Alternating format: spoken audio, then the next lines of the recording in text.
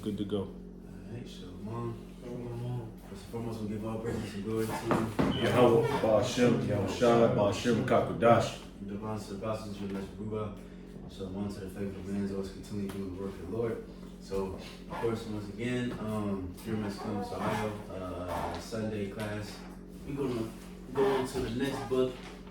We just finished Exodus, the last couple of chapters. The Lord was giving Moses the breakdown,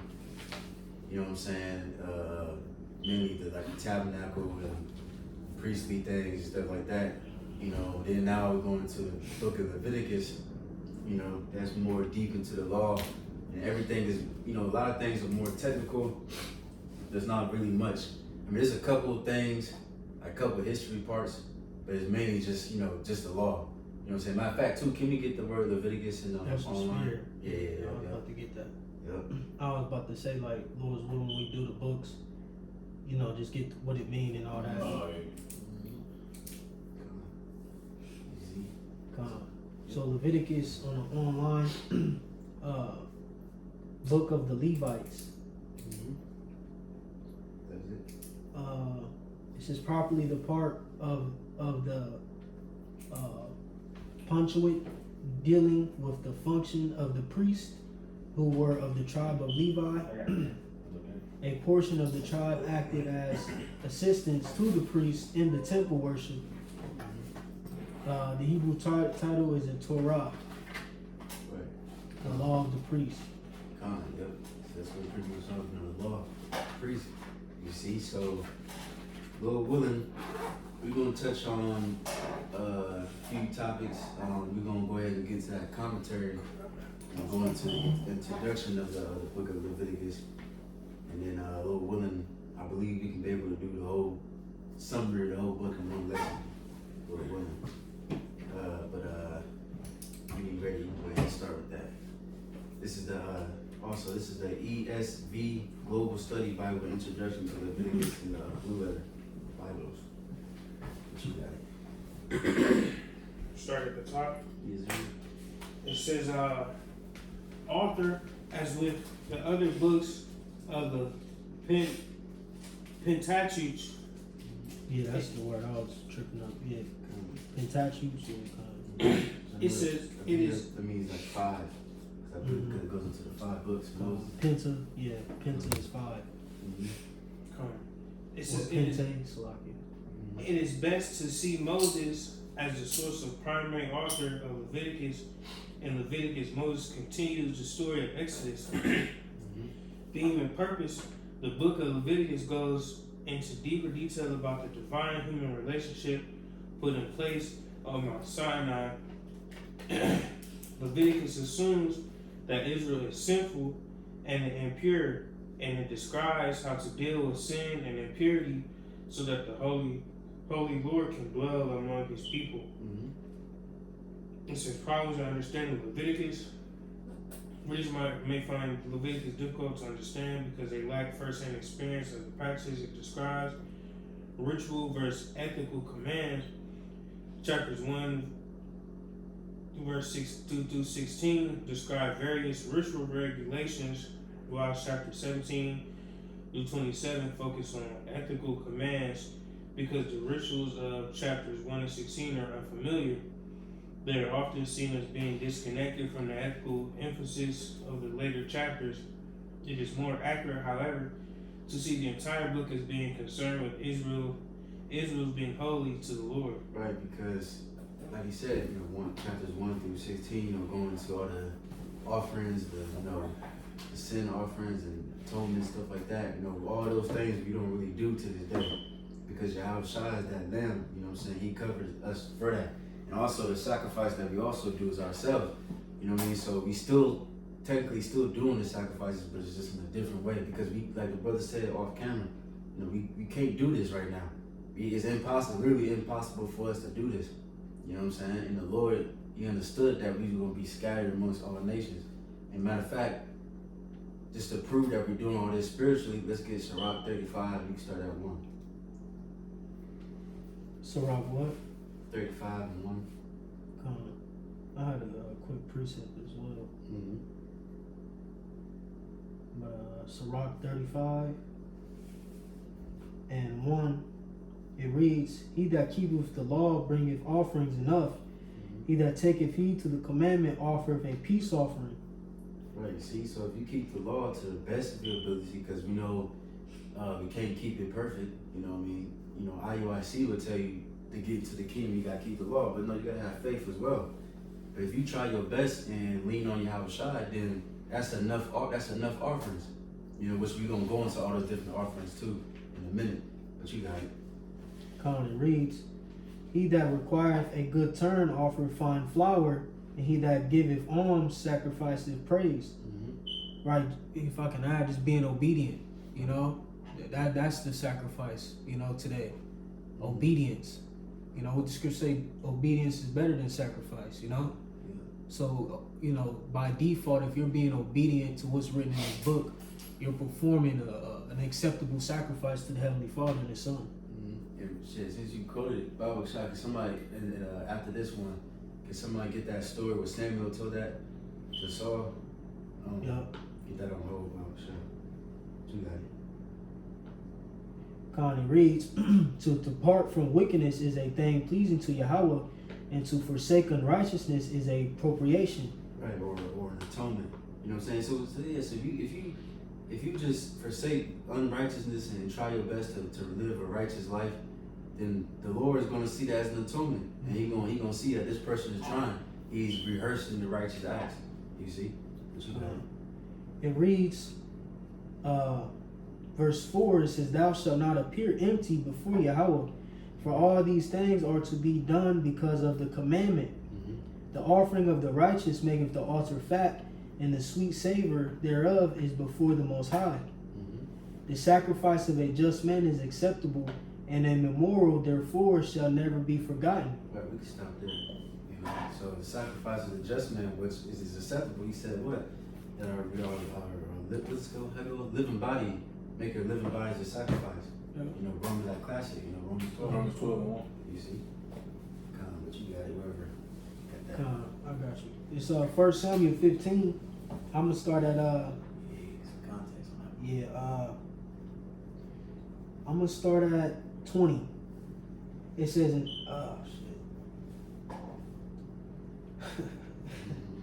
I'm gonna start at 18. It says, "And Yahweh sent thee on a journey and said, Go and utterly destroy the sinners, the Amalekites, and fight against them until they be consumed. Therefore, then, right, because that was the task that, you know, the Heavenly Father gave Saul. And that's written in our law. You know, when he say, forget not what Amalek did. I forget, what was it, Numbers, if I'm not mistaken. You know, pretty much you had a situation where the Amalekites, you know, attacked us from behind. All right, and we went to war against them. You know, but I think that was the same account when Moses had to hold up the staff until we consume them. You know, or till we won the battle with was it Joshua and Caleb, if I'm not mistaken. Then they had to put rocks under him, put rocks under his arm. Yeah. It says verse 19, it says, "Wherefore then didst thou not obey the voice of Yahweh, but didst fly upon the spoil, and didst evil in the sight of Yahweh? And Saul said to Samuel, Yea, I have obeyed the voice of Yahweh, and have gone the way which Yahweh sent me, and have brought Agag the king of Amalek, and have utterly destroyed the Amalekites. But the people took of the spoil sheep and oxen and chief, and it says the chief of the things which should have been utterly destroyed, to sacrifice unto Yahweh thy God in Gilgal." That's why the scripture says in Sirach, "Do not justify yourself before the Lord." That's what he tried to do. Well, see, but he said it just a sacrifice to you. And now the Lord gave you a straight commandment to do, you know, to kill all of them. You see, you trying to justify it, but you got it. Come. Verse 22, "And Samuel said, Have Yahweh as great delight in burnt offerings and sacrifices as in obeying the voice of Yahweh?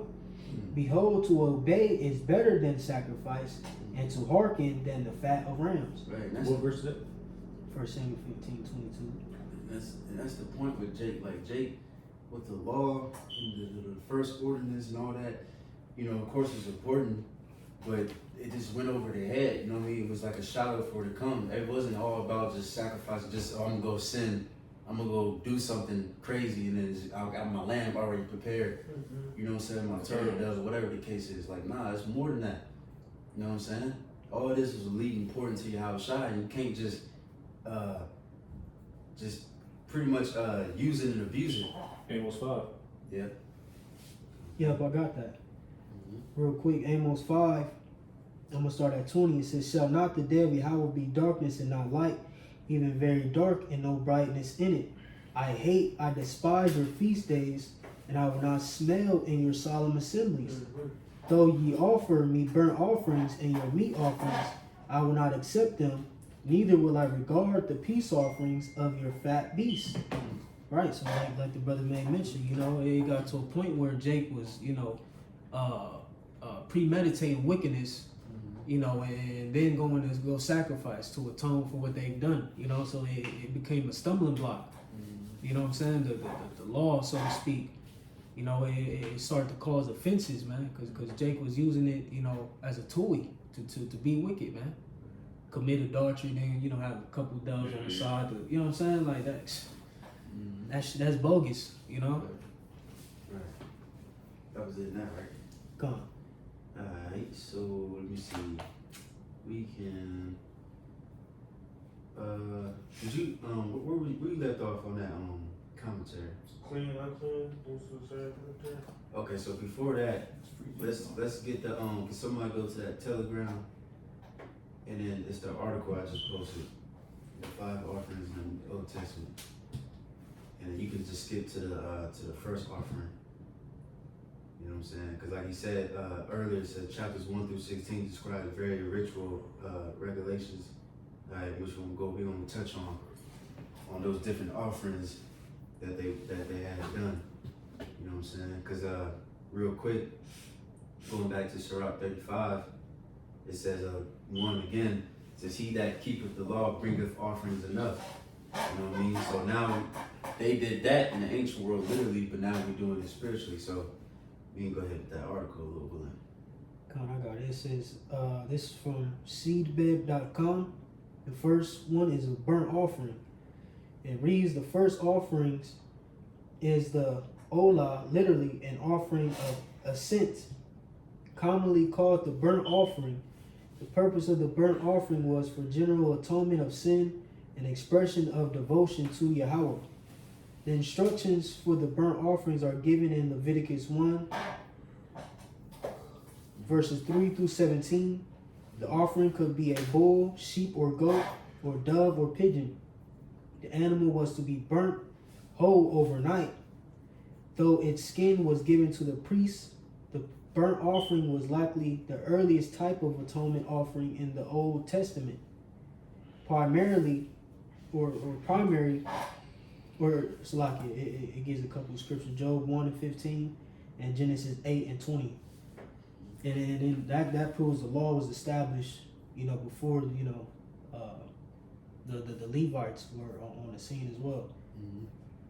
It says the primary contrast between the Old Testament burnt offering and the Canaanite burnt offering was that the Canaanites would offer children as burnt sacrifice for their own atonement.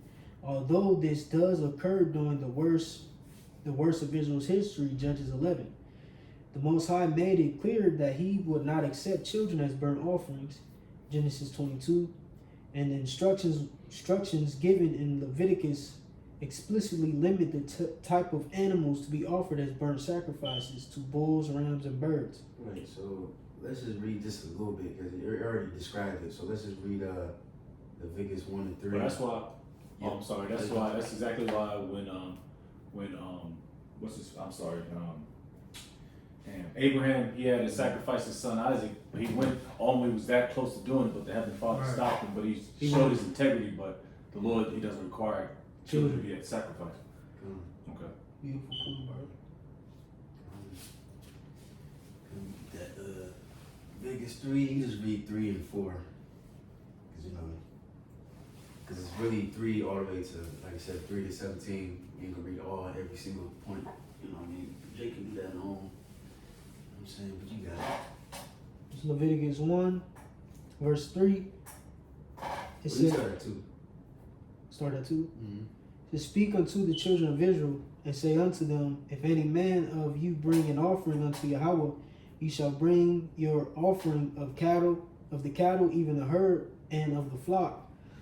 If this offering be a burnt sacrifice of the herd, let him offer a male without blemish. He shall offer it of his own voluntary will at the door of the tabernacle of the congregation before Yahweh.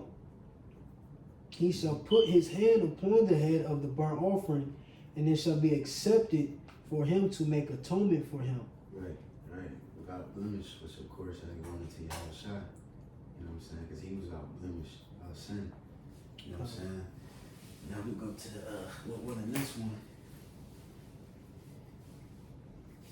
Well, that's Seed bed. The commentary or seed bed? The offerings number 2. Seedbed.com offering number 2, which is a grain offering. The second type of offering in the Old Testament is the mincha, or grain offering.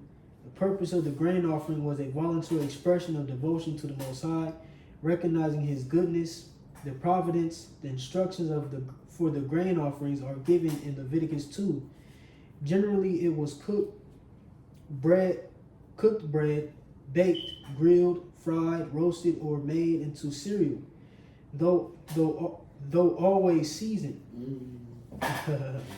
Unsweetened and unleavened bread, unlike the whole burnt offering, only a portion of the offering was to be burnt. The remainder went to the priest for their meal. Although the mincha was instructed to be free will offering of grains, it appears that earlier free will offerings expressing devotion to the Most High and gratitude for His goodness, the providence, may have been the first fruits of livestock. Right, so we can go ahead and read that a little bit, Leviticus 2 and 4, but real quick, because I remember we did a class on this a little bit about that part where it says always seasoned. Alright, it says seasoned with salt. So Jake, remember what that's going into? What? The wisdom? Yeah. Oh. Yeah, remember? Yeah. We can get that too. That Matthew? Matthew 5? Yeah, Matthew, and there's one in I think Colossians which says let your speech be always seasoned with salt. And then we can get that, the word, that good stuff. That Greek. You know what I'm saying? Because now, like I said, today, now we're doing it in a spiritual way. Now our words should be seasoned with salt. That's the spirit, man. It was like I was literally having a dream about that or something. Damn. About something like salt being wisdom. I don't know where or why I was meditating on it, but I was meditating on it or something. I don't know. That's bugged out. You said that last night? Yeah, it was something, bro. I'm just saying everything. That's why I know off the top, like, yeah, it kind of, yeah. I don't know. I was just probably meditating on it. Something came to me though. You want to read this Leviticus first? Let's get that Leviticus. Leviticus 2 and 4. It says, and if thou bring an oblation of a meat offering, bacon in the oven, it shall be unleavened cakes of fine flour mingled with oil, or unleavened wafers anointed with oil. Right, and unleavened, of course, like that God would open unto us a door of utterance to speak that goes into the with Passover, unleavened bread, you know what I mean? That goes into like iniquity, sin, and we gotta purge out that old man, that old leaven. You know what I'm saying? But you got it. It reads, verses 5, it says, and if thy oblation be a meat offering baking in a pan, it shall be of fine flour unleavened mingled with oil. Thou shalt part it in pieces and pour oil thereon. It is a meat offering. Right, we can stop there, and now we can get those. I got Colossians real quick. Comments. This is Colossians chapter 4, verse 6. It says, let your speech be always with grace, seasoned with salt, that ye may know how ye ought to answer every man. Right, because even our speech is a sacrifice. And we can get that on hold too. Was that Hebrews? Let your how's it go? Sacrifice and pray. I forgot how it goes. I'm gonna look for it. But even when we teach, you know what I'm saying? When we teach and prophesying, we gotta make sure we on point. We gotta be seasoned with salt because if you got a little bit of leaven in there, going back to that word leaven, you know, that can what does it say? A little leaven can leaven the whole lump. That can fuck up the whole thing. You know what I'm saying? That's why you gotta make sure you're on point. You see? But if Jay can get that other one, I'm gonna look for this one in Hebrews. It's like 10 or 11. You found it? I'm looking. Hebrews Fruit of the 13. lips. I think so. It's a fruit of the lips. Hebrews 13:15. It says, "By him, therefore, let us offer the sacrifice of praise to the Most High continually. That is the fruit of our lips, giving thanks to his name." Perfect. See, sacrifice of praise to the Most High continually. That is the fruit of our lips, which gotta be seasoned with salt. Matter of fact, one more verse. It reads, verse 16, "But to do good and to communicate, forget not, for thy such sacrifices the Most High is well pleased." Right, even if you communicating with brothers and being around brothers and in communion, you know what I mean, and fellowship and breaking bread, that's a sacrifice and that's well pleasing to the Most High. What's that? Malachi 3:16. Excuse me. It says, the Lord. It says the righteous men constantly talk to one another, and the Lord hears and hearkens and is pleased. You see. But now we can go to that Matthew. The prayer of the humble pierces the clouds. You said Matthew.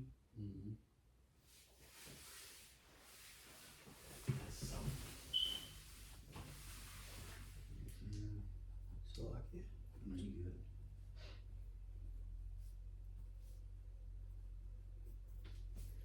good. Which one? Five, Matthew 5? Yeah. It's Matthew 5:13. It says, "Ye are the salt of the earth, but if the salt have lost its savor, wherewith shall it be salted? It is thenceforth good for nothing, but to be cast out and to be trodden under foot of men."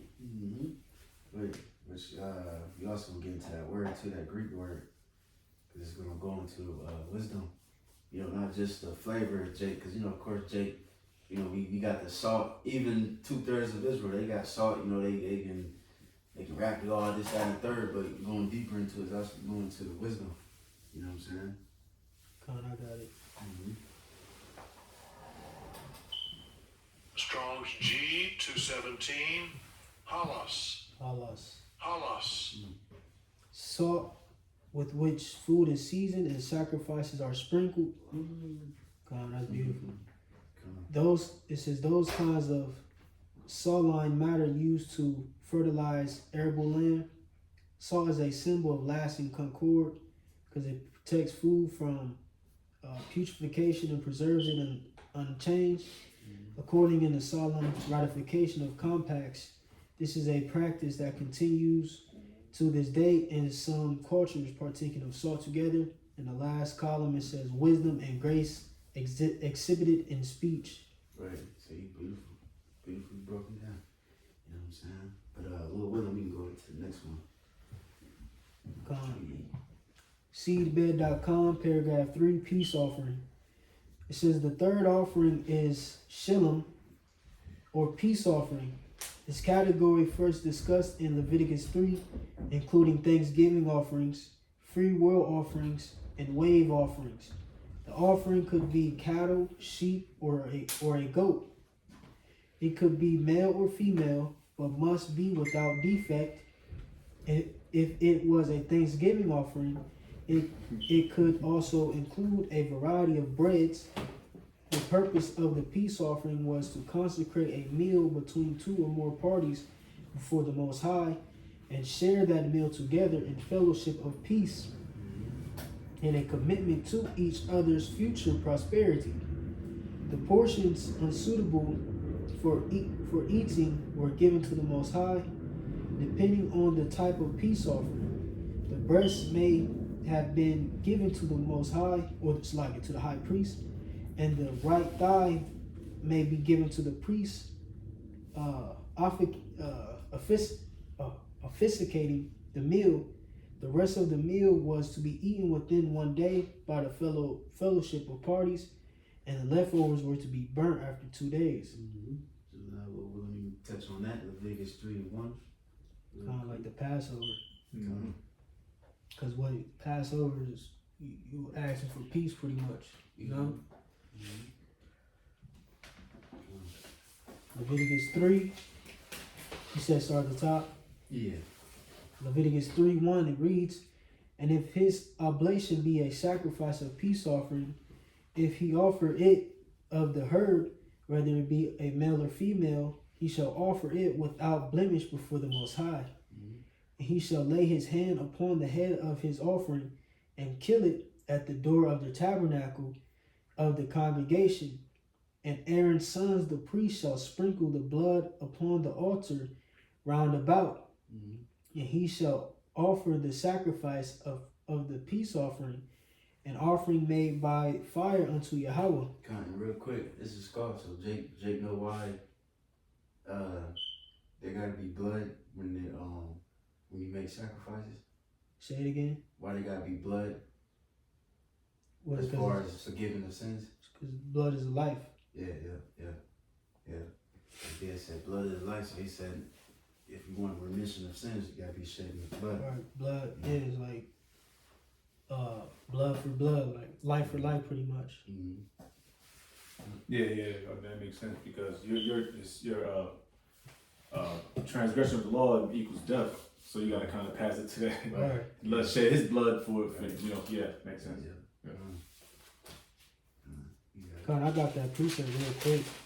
Leviticus 17:11, it says, for the life of the flesh is in the blood, and I have given it to you upon the altar to make an atonement for your souls, for it is the blood that maketh an atonement for the soul.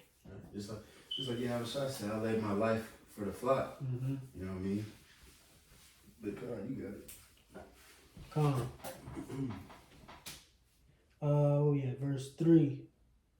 It says, and he shall, verse 3, it says, and he shall offer of the sacrifice of the peace offering, an offering made by fire unto Yahweh, the fat that covereth the inwards, and all the fat that is therein, that is upon the inward parts. It's like it. Read that again. It says, and he shall offer of the sacrifice of the peace offering, an offering made by fire unto Yahweh, the fat that covereth the inwards, and all the fat that is upon the inwards. You finish at 5. Come on.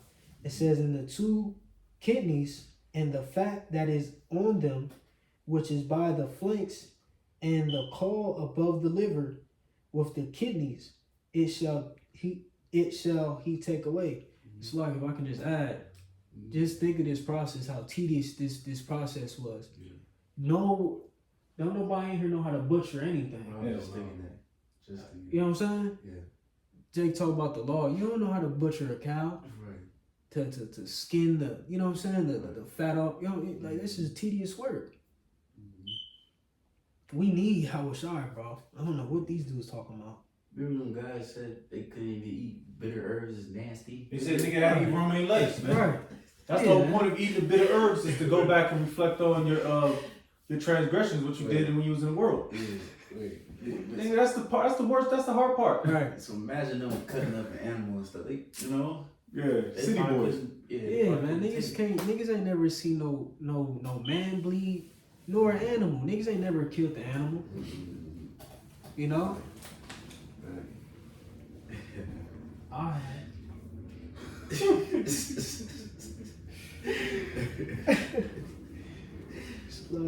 Verse 5. It says, and Aaron's sons shall burn it on the altar upon the burnt sacrifice, which is upon the wood that is on the fire. It is an offering made by fire of a sweet savor unto Yahweh. Right. And real quick, because you keep mentioning sweet savor, right? Let me see. I'm gonna read this one right quick. Ephesians 5:2. Well, I'm gonna start at 1. Be ye therefore followers of the Most High as dear children, and walk in love as Mashiach hath loved us, and has given himself for us an offering and a sacrifice to the Most High for a sweet smelling savor. See, so What you said? Ephesians 5:1 and 2. You know what I'm saying? So Yahweh Shah, he's that sweet smelling savor. Because we can't, none of us know how to gut up and, you know, these damn goats and shit and lambs and, you know what I'm saying, take out the, you know, the different parts and cut it up. And, you know, even if we did, where the hell we gonna do that? You know what I'm saying? Esau gonna look at us like we crazy as hell. People are gonna call the police on us. Even ASPCA. right. Even the Passover, you know what I mean? We can't really put the blood like that over the post like we really want to. If there's Texas Chainsaw Massacre somewhere, Right. You know? they got blood on their throat. It's a crime scene investigation. Right, yeah. Right. You got the DNA swabs and Yeah. shit. They gonna think we probably Satanists or something, you know? That's why it's like, Salaki, it's like, Mhm. you ain't gotta worship Yahweh Shah though. Man. Niggas are dumb as fuck. That's why that nigga's sitting over there on Adam 22 looking stupid. Donkey brain type. Yeah, man. Like, make it make sense. And see, the Lord is so crafty and so far out, and 1,000 times steps ahead. He knew who was gonna be in a captivity where we couldn't keep the law. Mhm. That was prophesied, you know, Mhm. prior to the Messiah even hitting the scene, you know. So once Yahweh Shai came, like, all right, now something gonna have to take place in order for these people to be brought back to me, because they're not gonna be able to atone for their sins no other way, but through Yahweh Shai. But you got people who shitting on that sacrifice that Yahweh Shai has made for us, man. Something much greater than just burning up a goat or Yeah, a sheep. right. The Heavenly Father through Yahweh Shai made it so much easier. Now we got something to lean on to, man. Now we don't take it for granted. We ain't just out here being niggas, cause through belief, you know, we keep the commandments and the laws and the instructions that we're given, and, you know, be obedient to the best of our ability. They said the commandments are not grievous. Right. You know what I'm saying? So we take that sacrifice and we don't just use it, you know, to appease the flesh, you know, or please the flesh. You know, but you got some dudes who literally, you know, look at Yahweh Shai's sacrifice as it ain't nothing, bro. Right. That shit's bogus. Right. We can go to the next one. Come on. And if I may, real quick, I want to jump to Leviticus 3:17, because it spoke about fat a lot, about cutting the fat. You know, and pretty much is a statute that, you know, we keep as well. We'll try to keep. Is Leviticus 13:17. It says, or let me start at 16.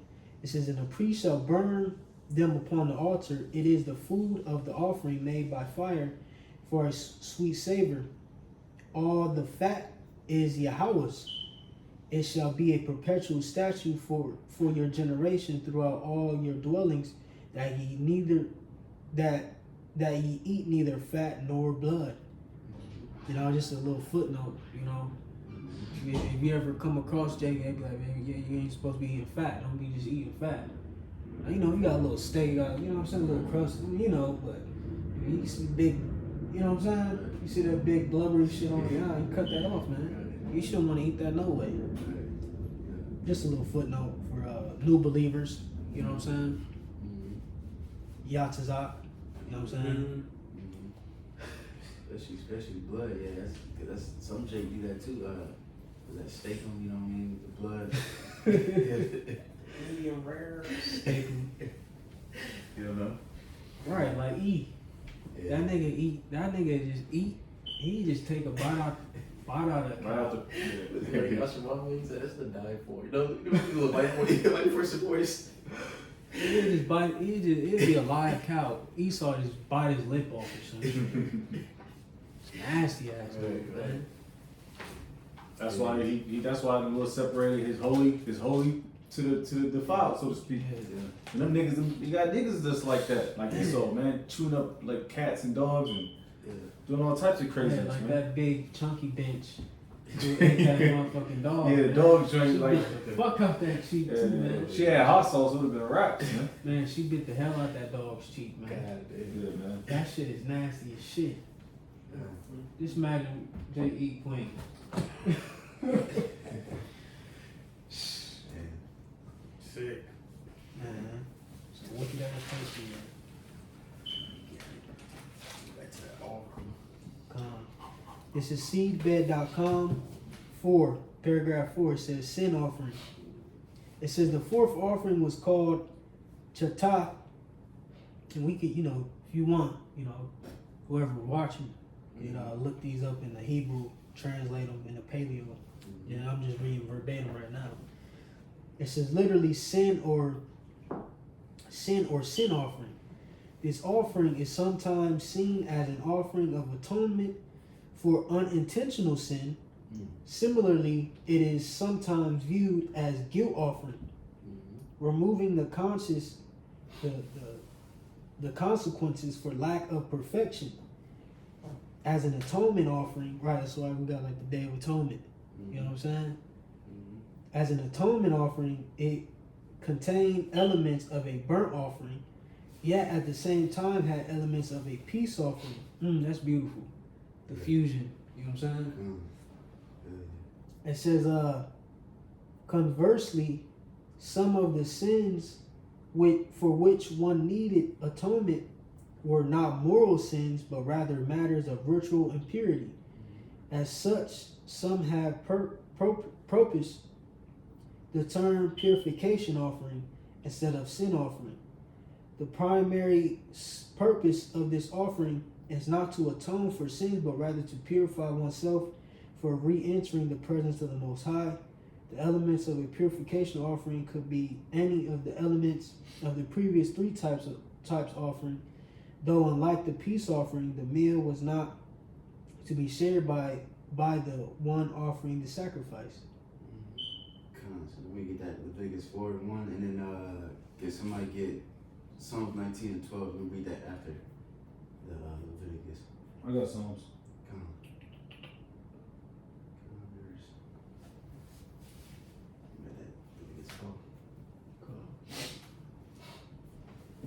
Leviticus 4 at the top. It says, and Yahweh spake unto Moses, saying, speak unto the children of Israel, saying, if a soul shall sin through ignorance against any commandments of Yahweh concerning things which ought not to be done, and shall do against any of them, if the priest that is anointed do sin according to the sin of the people, then let him bring for his sin which he have sinned a young bullock without blemish unto the Yahweh for a sin offering. And he shall bring the bullock unto the door of the tabernacle of the congregation before Yahweh, and shall lay his hand upon the bullock's head and kill the bullock before Yahweh. And the priest that is anointed shall take the bullock's blood and bring it to the tabernacle of the congregation. And the priest shall dip his finger in the blood and sprinkle of the blood 7 times before Yahweh, before the veil of the sanctuary. Right, so this is for you're saying through ignorance means you're not knowing, unintentional sin. So now we can get that Psalms 19. You know what I'm saying? Because sometimes Jake do things, you might not know. Because there's a lot of things, shit, you can go on a fucking bus or whatever, to sit somewhere with a woman that had a period, or, you know what I'm saying, or offend a brother, or, or whatever. It may be big or small, Or, we live in an apartment complex, that same building where a nigga hung himself. Oh, Yeah, burn that whole place up, I believe so. If somebody passes in the you just gotta leave out the joint. I know you gotta leave out that bitch. It's unclean for at least 7 days? Yeah, I think so. Yeah, Oh, okay, yeah. Even like mold and stuff. Like we have mold in the house, you gotta bring the creep Yeah. place, and he gotta, you know what I'm saying, purify and all that. What you think that shit is in the ring of that toilet? Yeah, That's recurring mold. yeah. This Psalms 19 verse 12. It says, "Who can understand his errors? Cleanse thou me from secret faults." Right. Keep. I'm a fault. Okay. No. Oh yeah. Keep me from secret faults. So there might be some things that we, like I said, we don't even know. So that's another thing you should constantly pray to the Lord to forgive you for the sins that you don't even know that you committed. You know what I'm saying? But we got one more, right? Yep. It says, verse 13, "Keep back thy servant also from presumptuous sins. Let them not have dominion over me. Then shall I be upright, and I shall be innocent from the great transgression." Mm-hmm. And that's the point, man. It's just obedience, man. Obedience is more than sacrifice. Don't let these sins have control over you. You know what I'm saying? That you obedient to the Most High. You know, to the best of your ability. Can I get the last verse out of this? Yes, sir. Verse 14 says, "Let the words of my mouth and the meditation of my heart be acceptable in the sight of the Lord, Yahweh, my strength and my redeemer." You got it. Yeah, straight up, man. So Lord knows what we're about, man. All right. If we don't know Lord's will, we get the answer through the Spirit. All right. Come on. You go to that. Or we gotta constantly meditate, you know, be in these scriptures, man, asking brothers, you know, asking questions, you know, constantly digging in and stuff. Go to the next offering. I believe it's the last one. Last one. Seedbed.com, paragraph 5, guilt offering. The fifth and final offering was a sham, traditionally translated guilt offering. Unlike the English word guilt, this does not refer to a matter of one's conscience, but rather to something one owes on account of a sin. Other suggestions for the name of this offering are the trespass offering and the reparation offering. The purpose of this offering was to make reparations for one's sins. As such, this offering had a specific monetary value, and one who owed another on account of a debt due to a sin could repay it in silver rather than by sacrificing a ram. In addition, a 20% fee was assessed and given to the priest who mitigated the debt. Damn. The sacrificial system of the Old Testament was means of grace by which the relationship between the Most High and humanity begins to restore. Ultimately, the sacrificial system was inadequate and none could repay the debt of life that was owed until Hamashiach defeated death once and for all. Hebrews 10:10, it says, "In the age of the church, we live in the light of Hamashiach, meritorious sacrifice."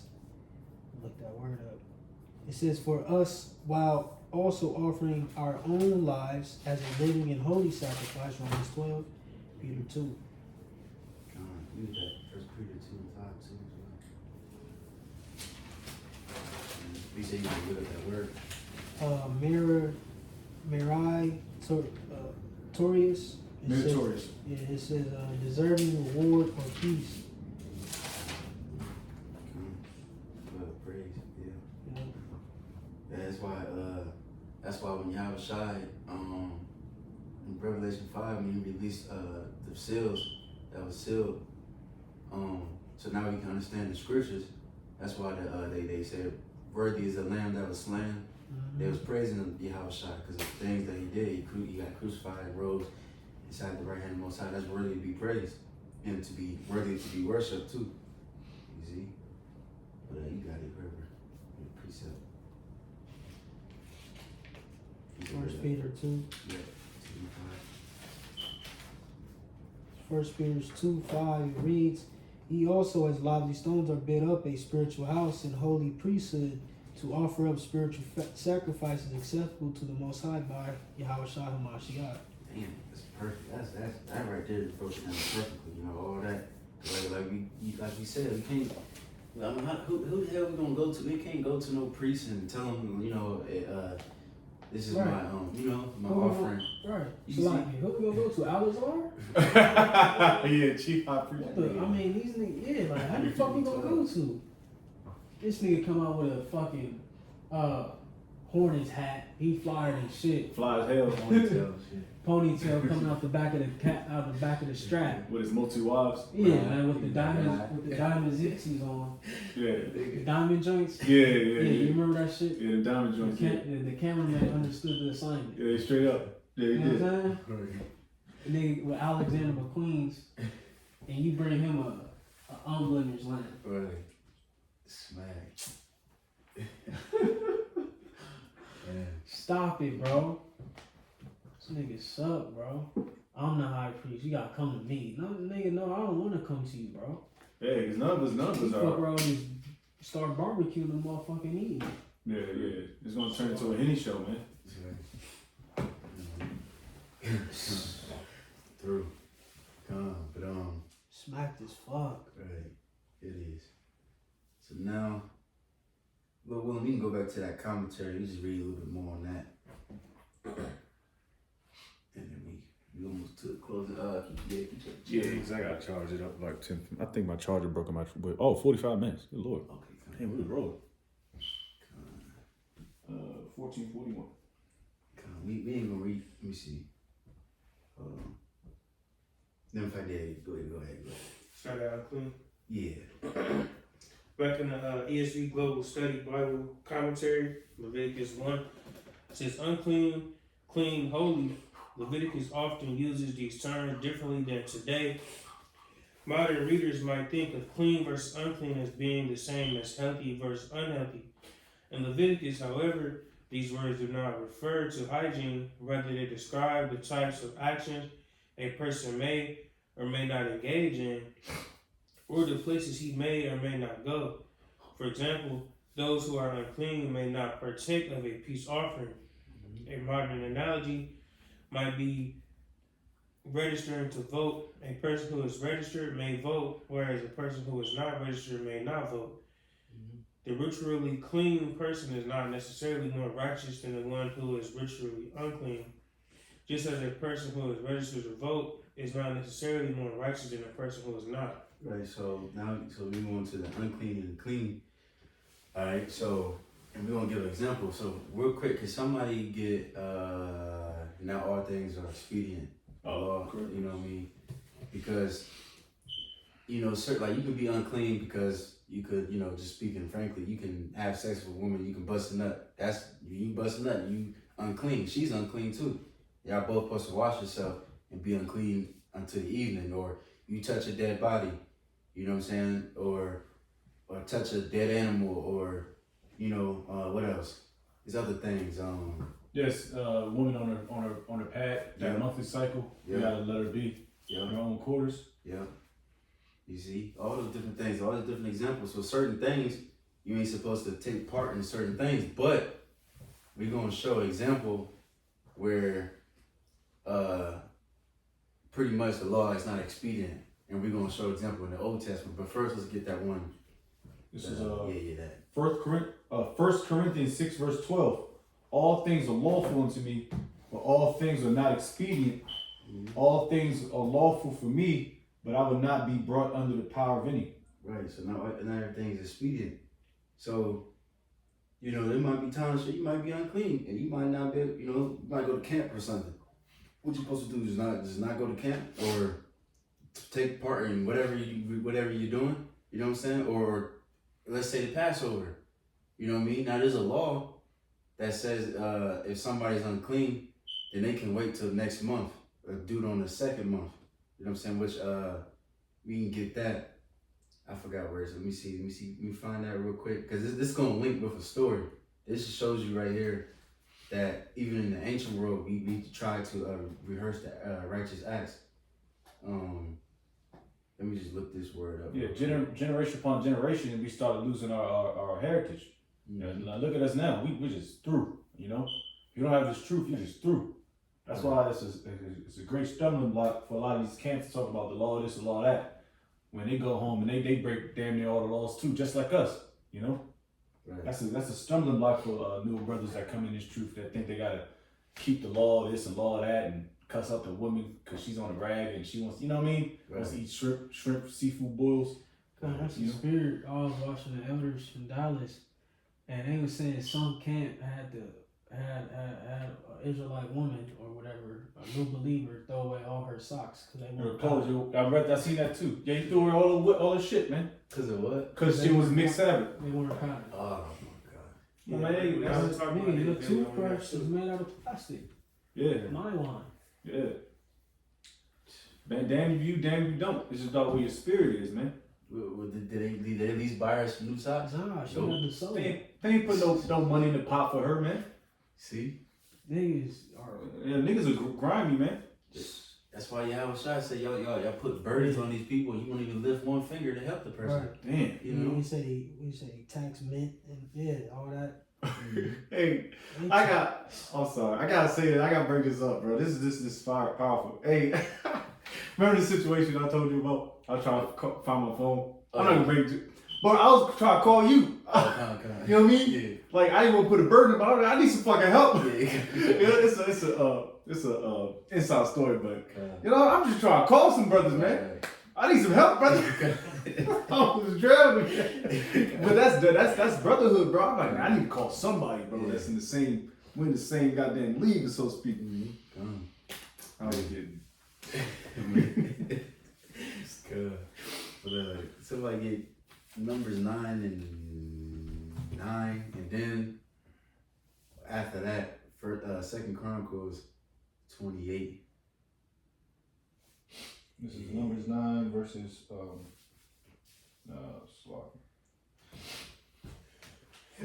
Numbers 9 verse 9. It says, "And the Lord Yahweh spake unto Moses, saying, Speak unto the children of Israel, saying, If any man of you or of your posterity shall be unclean by reason of a dead body, or being a journey afar off, yet he shall keep the Passover unto the Lord Yahweh. The 14th day of the 2nd month at even they shall keep it and eat it with unleavened bread and bitter herbs." Right, so see what I'm saying? So the Lord dang. gracious. He ain't gonna be just like, oh no, you gotta keep it right here. But what if you unclean or whatever? Now you might have to wait till the 2nd month. You see what I'm saying? The Lord, he gave you I'm trying to think of the word. Leeway. Yeah, leeway, you know what I'm saying? And then on top of that, you can get another story, another example of unclean and clean with King Hezekiah. Now first, let's go 2 Chronicles 28:1, read a couple of verses, because this is what his father did when they made filthy the temple, and then King Hezekiah had it clean, but he told certain of the Israelites wasn't clean, but he pretty much prayed to the Lord to pretty much just forgive them, and you know what I mean, the Lord did. But if he was going according to the law, then they should have been cut off from amongst the nation. You know what I'm saying? You see? But we can get 2 Chronicles 28:1. 2 Chronicles 28:1, it says, Ahaz was 20 years old when he began to reign, and he reigned 16 years in Jerusalem. But he did not that which was right in the sight of Yahweh, like David his father.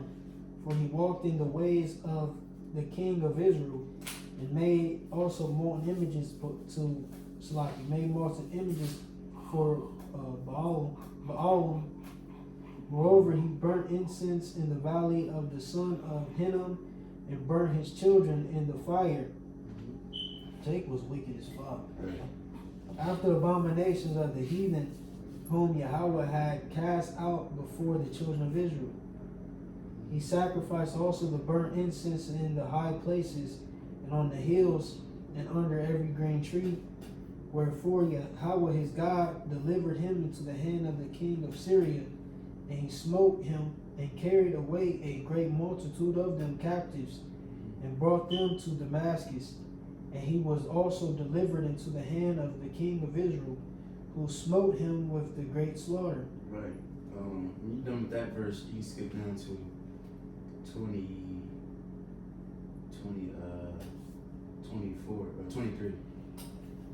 2 Chronicles 28:23. For he sacrificed unto the gods of Damascus, and he said, because the gods of the kings of Syria helped them, therefore will I sacrifice to them, that they may help me. But they were the ruin of him and of all Israel. And Ahaz gathered together the vessels of the house of the Most High, and cut in pieces the vessels of the house of the Most High, and shut the doors of the house of Yahweh. And he made him altars in every corner of Jerusalem. Right, you see, so he pretty much fucked up the temple, shut the doors, and made altars and so on and so forth. But then, if you go to 2 Chronicles 30, and you start at 1, this is when they started cleaning. You know what I mean? King Hezekiah.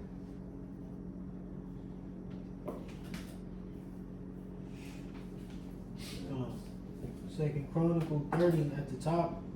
And Hezekiah sent to all Israel and Judah, and wrote letters also to Ephraim and Manasseh, and that they should come to the house of Yahweh at Jerusalem, to keep the Passover unto Yahweh, God of Israel. For the king had taken counsel and his princes and all the congregation in Jerusalem to keep the Passover in the 2nd month. Mm-hmm. Which we just read that law. You see what I'm saying? But you got it. For they could not keep it at the time because the priests had not sanctified themselves sufficiently, neither had the people gathered themselves together to Jerusalem. Right, so now we can just to, get to the point. We can skip down to verse 17 or 16. 2 Chronicles 30:16. And they stood in their place after their manner, according to the law of Moses, the man of the Most High.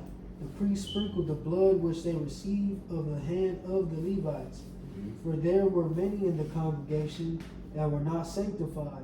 Therefore, because you have to wash yourself. Mm-hmm. Therefore, the Levites had the charge of the killing of the Passovers for everyone that was not clean, to sanctify them unto Yahweh. Mm-hmm. For a multitude of the people, even many of Ephraim and Manasseh, Issachar and Zebulun, had not cleansed themselves, yet did they eat the Passover otherwise than it was written. But Hezekiah prayed for them, saying to the good Yahweh, pardon everyone that prepareth his heart to seek the Most High, and Yahweh God of his fathers, though he be not cleansed according to the purification of the sanctuary. Mm-hmm. And Yahweh hearkened to Hezekiah and healed the people. Right, see? So, but they, some of them, certain of them wasn't truly clean. But the King Hezekiah prayed for them, the Lord hearkened. Same thing with us. Certain things you're not going to be able to do it perfectly, but we just pray to the Lord, we trying, at least we trying our best. So, Baruch Shah, forgive us for our little shortcomings and let Yahweh Shah take care of the rest. You know what I'm saying? So that's just real quick, just an example of that. All right, so now, I'll appreciate for that. come, Real quick, Psalms 133. If Yahweh should mark iniquities of Yahweh, who shall stand? Right, backing up the bro's point. Like Lord mark every iniquity, who gonna stand? Be like some cases where you just gotta be like, hey, Baruch Shah, have mercy upon thy servant, in the situation I was in captivity, or situation that we just read, where it's like, Jake trying to do right, you know what I'm saying? Mm-hmm. Jake coming with a pure heart. Everything technically may not be done correct, but it's the act, charity, and pursuit of Yahweh Bahashim Yahweh Shai that covers us in those times. Just another beautiful example is when we identify the Passover every year. Right. Brothers up there, doing their thing, trying to do the best they can. We got the brothers in the audience. Right. They're the front runners in that of the Passover, so to speak, and they're still rehearsing. Right. Sometimes they got cut way like, oh, this is right. We're just trying to perfect ourselves, man. Yeah. And that's why Yahweh Shai is much needed. They say Hebrew word a little bit wrong or something. Yeah. Like stutter a little bit. Son of Reuben? No, you gotta use it in the Hebrew. Right. Oh, it's like. Yeah. So now, Lord willing, we can just skip down to the outline. Just read the headings of the outline, just to show what's going on. Because like I said, we can just make all of this one big lesson. Because like I said, all of it is really technical to me, and I think make it 3-5 different lessons on the same thing. But so now we can just read the headlines just to show what's going on in this book, and everything like that. This is outline headings. It says 5 major offerings. Chapter 1, 1 and 1. It says handlings of the offerings. Chapter 6, verse 8 to 7. It says the establishment of the priesthood. Chapter 8, 1. It says the laws of cleanness and uncleanness. Chapter 11. The Day of Atonement ritual. Chapter 16. The handling and meaning of blood. Chapter 17. The call to holiness. Chapter 18. The holy times. Chapter 23. God, real quick, so we gotta touch on that real quick. Let's just read Leviticus 23. just to go through all the different holy times that we got to keep.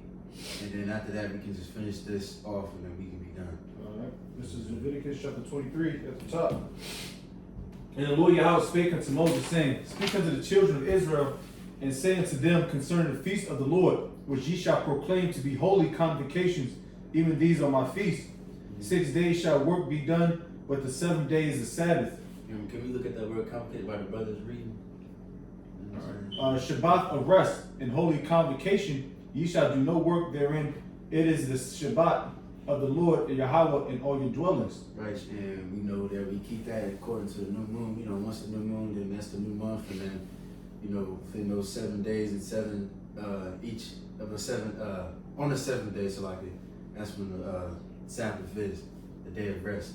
But you got it.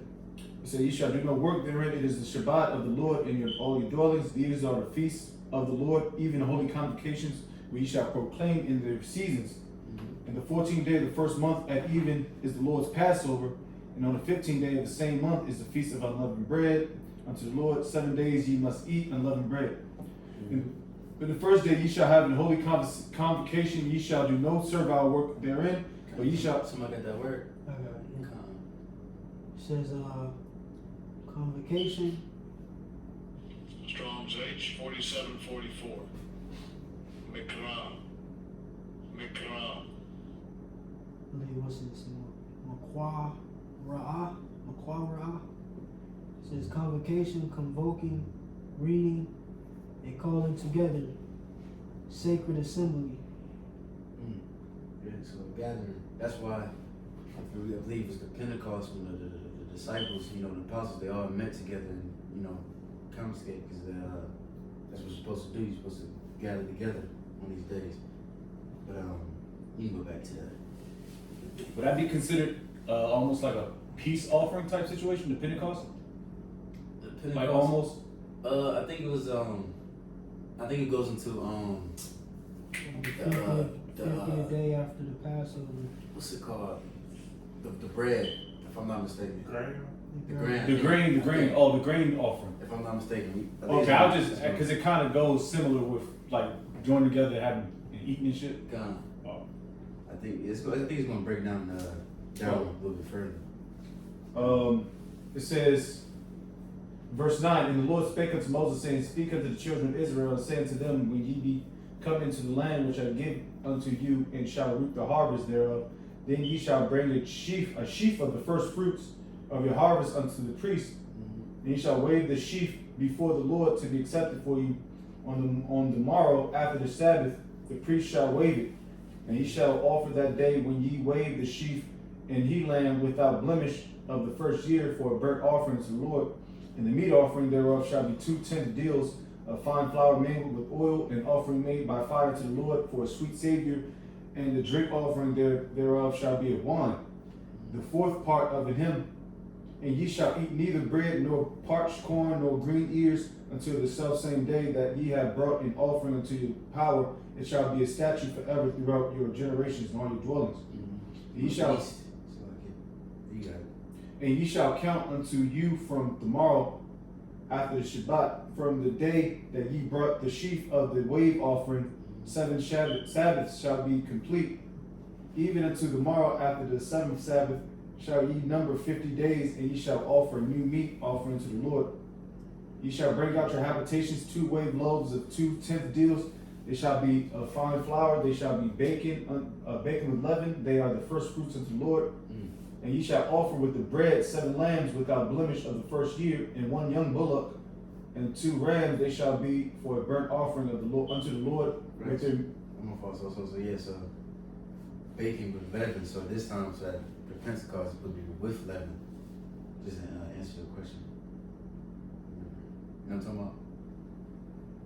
No, so to answer your question, it says the Pentecost is to bake the bread with leaven. Yeah, okay, so that goes more so with the grain. Kind of, yeah. Yeah, gotcha. It says, drink offerings, even an offering made by fire of sweet Savior unto the Lord. It says, with their meat offering and their drink offerings, even an offering made by fire of sweet Savior unto the Lord. Then ye shall sacrifice 1 kid of the goats for a sin offering, and 2 lambs of the first year for a sacrifice of peace offerings. And the priest shall wave them with the bread of the first fruits for a wave offering before the Lord. With the 2 lambs they shall be holy to the Lord for the priest.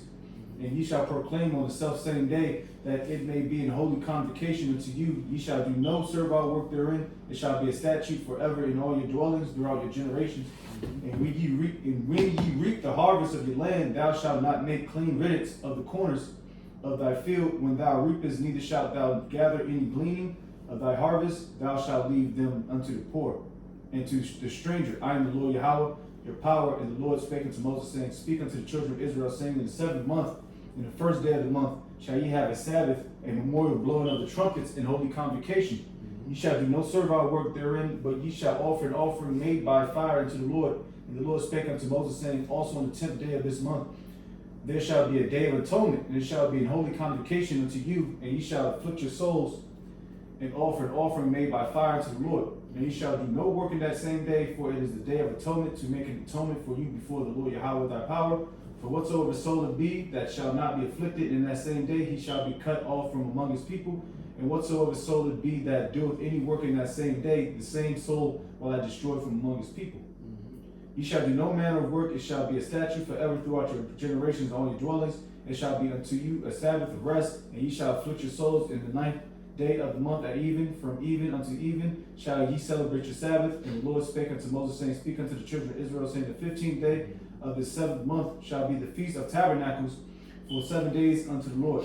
On the 1st day shall be an holy convocation. Ye shall do no servile work therein. 7 days ye shall offer an offering made by fire to the Lord. On the 8th day shall be an holy convocation unto you, and ye shall offer an offering made by fire unto the Lord. It is a solemn assembly, and ye shall do no servile work therein. These are the feet. You be evicted. You'll be evicted. You can't pay your bills. God. All these days we gotta take off. Right. All right. It says a burnt offering, and a meat offering, a sacrifice, and drink offerings, everything upon his day. Beside the Sabbaths of the Lord, and beside your gifts, and beside all your vows, and beside all your free will offerings which ye give unto the Lord, also in the 15th day of the 7th month, when ye have gathered in the fruit of the land, ye shall keep a feast unto the Lord 7 days. On the 1st day shall be a Sabbath, and on the 8th day shall be a Sabbath. And ye shall take you on the 1st day the boughs of goodly trees, branches of palm trees, and boughs of thick trees, and willows of the brook. And ye shall rejoice before the Lord your power 7 days. And ye shall keep it a feast unto the Lord 7 days in the year. It shall be a statute forever in your generations. Ye shall celebrate in the 7th month. Ye shall dwell in booths 7 days. All that are Israelites born shall dwell in booths, that your generations may know that I made the children of Israel to dwell in booths when I brought them out of the land of Egypt. I am the Lord your power. And Moses declared unto the children of Israel the feast of the Lord. Right. And then you also got, was it, how you say it, Purim? Purim. Peru. Yeah, Purim, and you got Hanukkah too as well. You know what I'm saying? Also the days. You know what I'm saying? Those Right, added in. and just to speak on that, them 2 feast days are days where the Lord destroyed our enemies. Mm-hmm. Purim, dealing with Haman, and then you have Hanukkah when we pretty much dedication to the temple we took down. Mm-hmm. Those who opposed us at that time during the Maccabees. Mm-hmm. And the Lord was with us in the midst of us being persecuted. For you heathens. Vocab. Right. So now, Lord willing, we can just finish out that last little, maybe like one more paragraph in that commentary, and we can close out. Which one? Seed bed? No, commentary. Just the last 2 points. It says the blessings and the curses, 26th chapter, and vows and dedication, 27th chapter. It said the book of Exodus finishes with Moses and Israel having constructed and assembled the tabernacle at the base of Mount Sinai. The book of Leviticus primarily records the instructions the Lord gives to Moses from the tent of meeting, but also includes narratives of a few events related to the tabernacle. Regarding the date of the Exodus, see introduction to Exodus and note 1 Kings 6:1. So yeah, that's the whole Leviticus right there. So Lord willing, we can get on to what's the Numbers next. You know what I'm saying? That's a little bit more history and stuff like that. So we can kind of slow down on that one. But so Lord willing, you know, hopefully that was edifying me. Give all praises and glory to Yahweh, Bahashem, Yahushua, Bahashem, Kakudash. Father, Father, Ruah, to the faithful men continue doing the work of the Lord. That we're going to say shalom. Shalom, shalom.